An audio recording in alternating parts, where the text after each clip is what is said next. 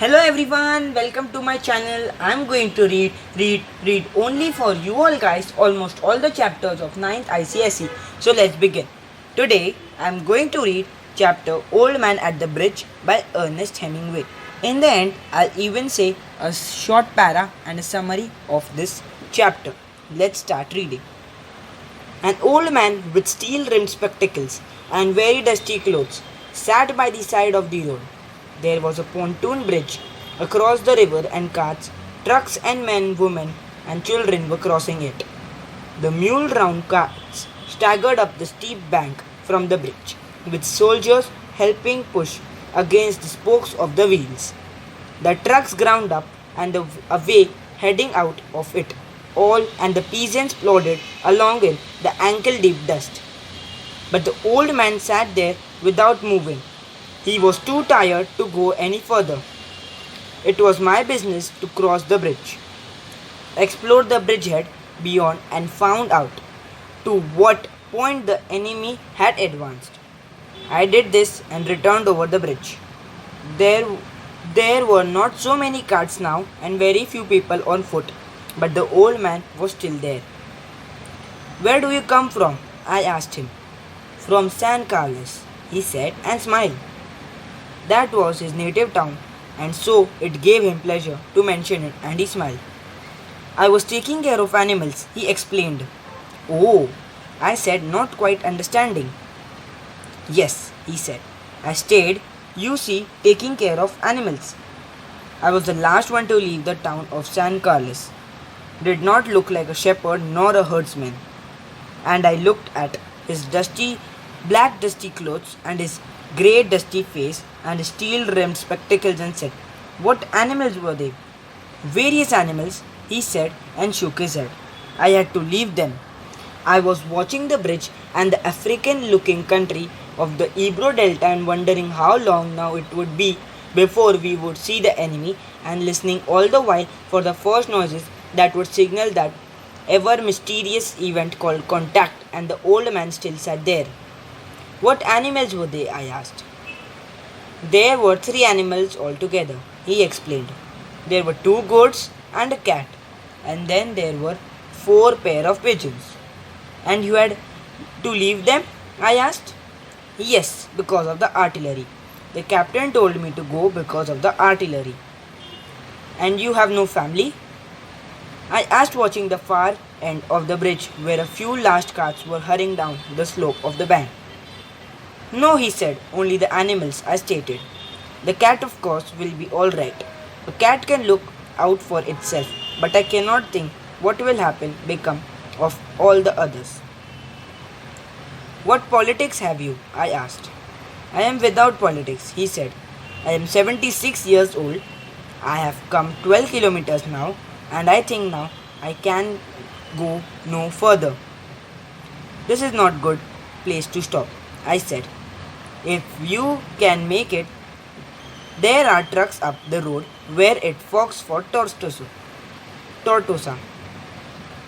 "I will wait a while," he said, "and then I will go."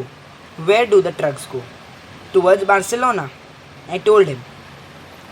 "I know no one in that direction," he said, "but thank you very much. Thank you again very much."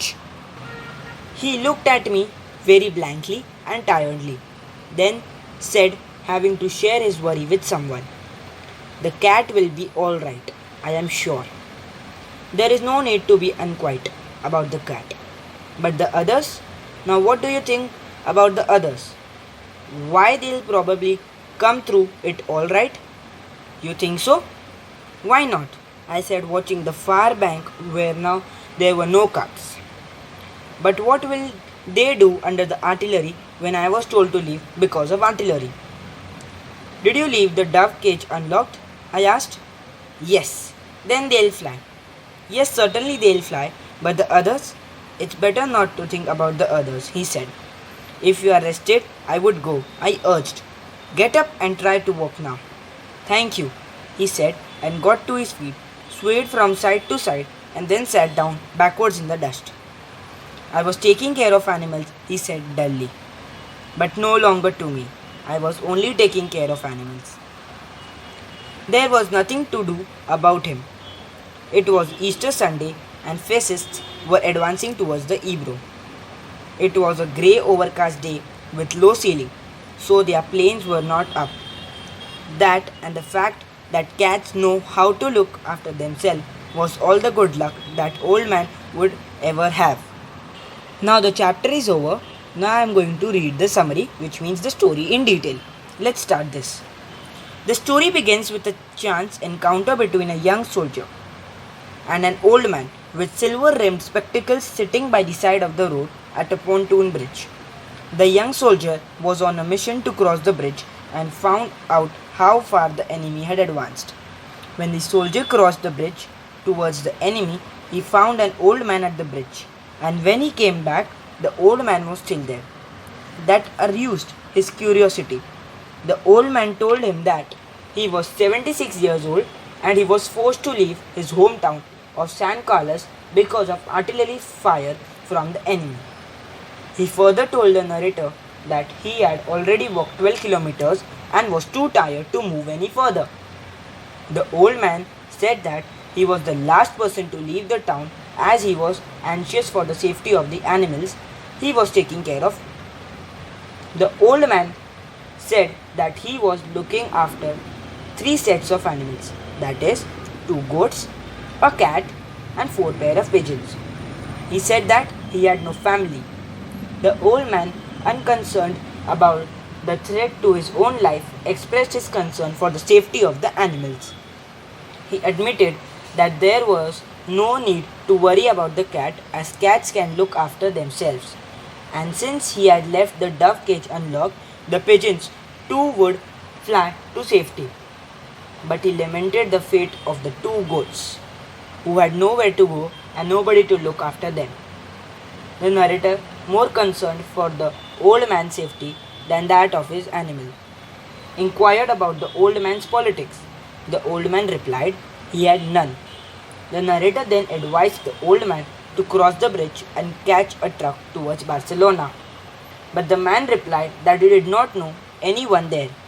However, he thanked the narrator for his suggestion and continued to express his concern for the fate of the animals he had left behind. The narrator reassured him, saying that the animals would be fine. The narrator told the old man to get up and walk. The old man tried to get up and walk, but he was too weak and tired and sank back to the ground.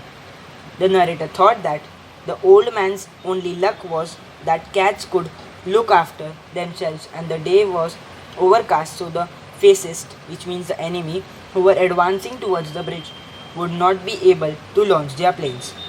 Thank you.